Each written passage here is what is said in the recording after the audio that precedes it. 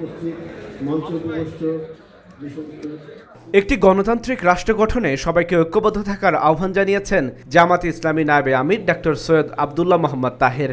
বৃহস্পতিবার ইফতার অনুষ্ঠানে উপস্থিত সাংবাদিক ও সুধীজনদের উদ্দেশ্যে তিনি এ আহ্বান জানান। এ সময় জামাত নেতা বলেন, একটি নিরপেক্ষ নির্বাচনের মাধ্যমে দেশকে অনন্য উচ্চতায় নিয়ে যাওয়া সম্ভব।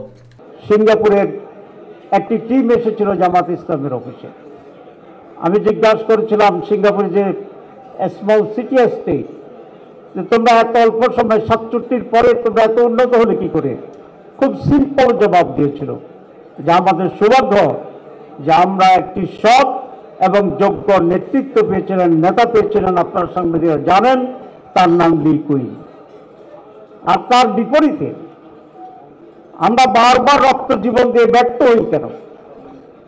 কারণ আমাদের দুর্ভাগ্য হচ্ছে আমরা অসৎ এবং কম যোগ্য নেতৃত্ব দ্বারা বারবার পতিত হয়েছে এবং পরিচালিত হয়েছে।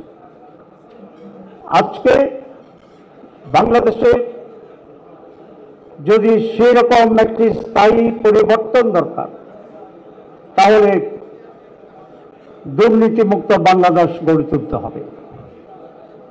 সেই জন্য বাংলাদেশের স্বাধীনতার সার্বত্বের ব্যাপারে আপসীন ঐক্য থাকতে হবে।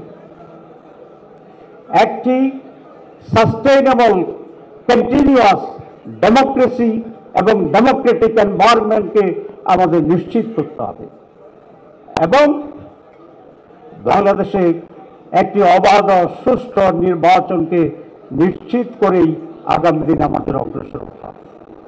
এই 4টি পয়েন্ট আজকে জাতীয় অত্যন্ত জরুরি। কে বলবেন যে আমরা দুর্নীতিমুক্ত হতে চাই না? কে বলবেন আমি যা করছি? আমরা সকলেই বলছি। 5ই আগস্টে সেরকম একটি উল্লেখযোগ্য পরিবর্তন হয়েছিল, কিন্তু আমাদের দুর্ভাগ্য হচ্ছে এই, আমরা 200 বছর ব্রিটিশ বিনিয়োগের বিরুদ্ধে সংগ্রাম করে 47-এ স্বাধীন হয়েছিলাম, কিন্তু আমরা স্বাধীনতা ভোগ করতে পারিনি। আমরা 71 সালে হাজার লক্ষ মানুষের আত্মত্যাগ এবং সাগর সাগরের রক্তের বিনিময়ে আরেকটি ভূখণ্ড পতাকা দেশ পেয়েছিলাম, স্বাধীনতা অর্জন করেছিলাম, কিন্তু স্বাধীন হইনি। আমরা 2024-এর 5ই আগস্ট ঠিক সেরকম আত্মত্যাগের এবং বিশাল অসাধারণ অতুলনীয় একটি ঐক্যের মাধ্যমে আমরা দ্বিতীয় স্বাধীনতা পেয়েছি বলে বলছি, কিন্তু 5 এবং 6 মাসের ব্যবধানে মনে হয় সেই অর্জনও কিছুটা ফিকে হয়ে যাচ্ছে। এটি আজকে আমাদের মনোযোগ দিয়ে বিশ্লেষণের প্রয়োজন।